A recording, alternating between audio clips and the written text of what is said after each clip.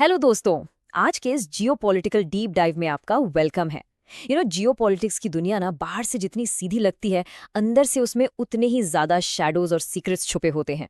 आज हम the double game को डिकोड करने वाले हैं। एक ऐसी दुनिया जहां दोस्त और दुश्मन के बीच का फर्क बिल्कुल ब्लर हो जाता है। सो आराम से बैठिए कि ये एक बहुत ही फैसिनेटिंग राइड होने वाली है। लेट्स डाइव राइट इन। तो सबसे बड़ा सवाल ये है, क्या पाकिस्तान एक डबल एजेंट की तरह प्ले कर रहा है? बाहर से देखने में तो लगता है कि पाकिस्तान अमेरिका का एक लॉयल एलाय और न्यूट्रल मीडिएटर है, लेकिन ग्राउंड रियलिटी ना कुछ और ही इशारा कर रही है। हम आज ये सवाल इसलिए उठा रहे हैं क्योंकि एक नया खुलासा हुआ है जिसने लिटरली सबको हैरान कर दिया है। सोचिए, कैसे एक कंट्री जो यूएस अलायंस का हिस्सा होने का क्लेम करती है, वो सीक्रेटली यूएस के सबसे बड़े राइवल्स के एसेट्स को प्रोटेक्ट कर सकती है।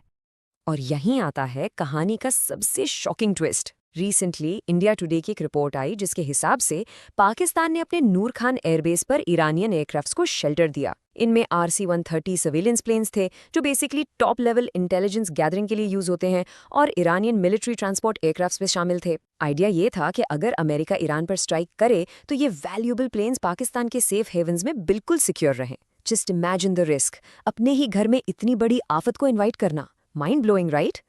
और ये पूरा सिनारियो ब्रिलियंटली इलिस्ट्रेट करता है हमारे अगले कॉन्सेप्ट को, जिसे कहते हैं इन्फॉर्मेशन वॉरफेयर। इसका मतलब है अपने टारगेट को ऐसी इन्फॉर्मेशन देना जिससे वो फॉल्स ट्रस्ट में आकर अपने ही नुकसान का डिसीजन ले। आपको पाकिस्तान को इस बात का क्रेडिट देना पड़ेगा मैन।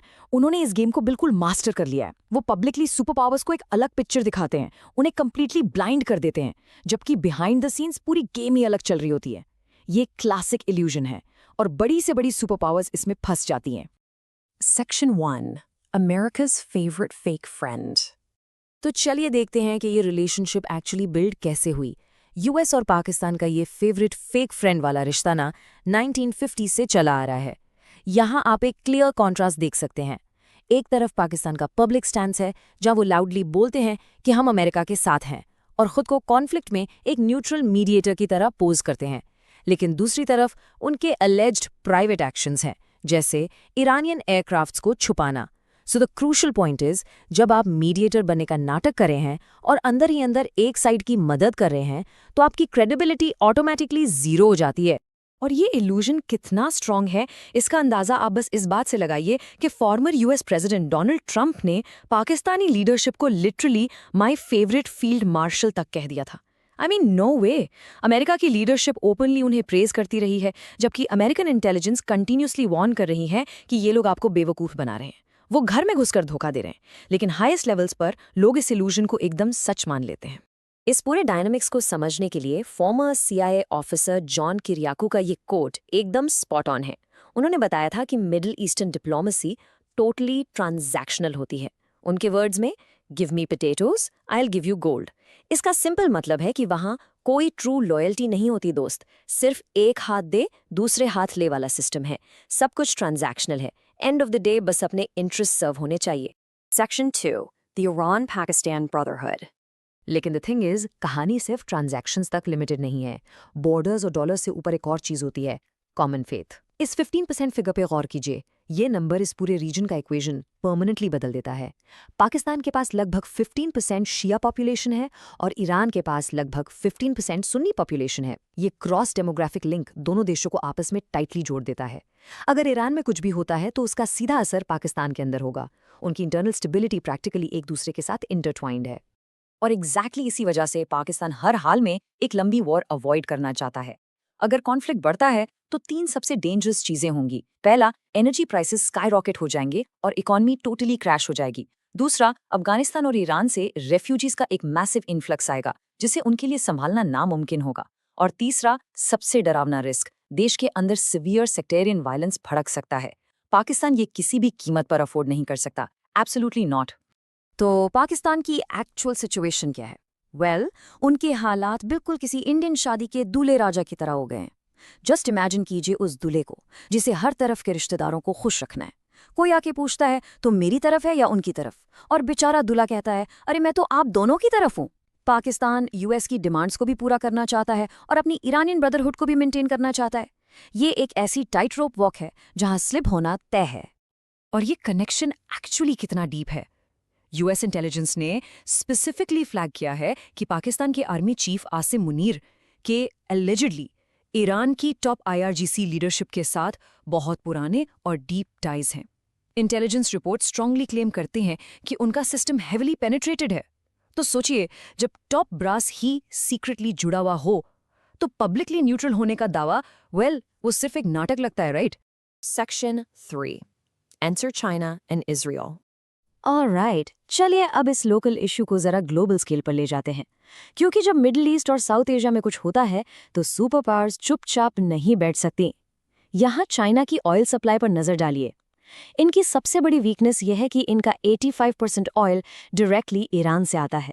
अगर यूएस ईरान कॉन्फ्लिक्ट बढ़ता है और स्ट्रेट ऑफ हॉर्मुज ब्लॉक हो जाता है तो चाइना की इकोनॉमी लिटरली घुटनों पर आ जाएगी।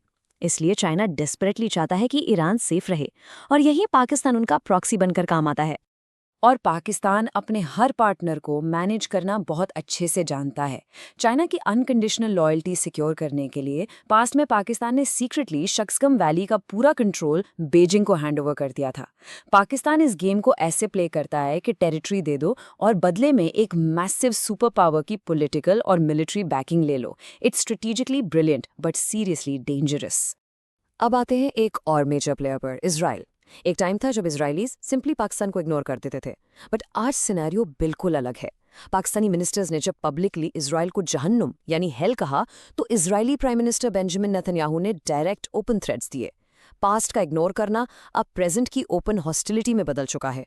पाकिस्तान अब डायरेक्टली इजराइल की रडार पर है। अब यहाँ अमेरिका एक बहुत ही वियर्ड और कॉम्प्लेक्स पोजीशन में फंस जाता है।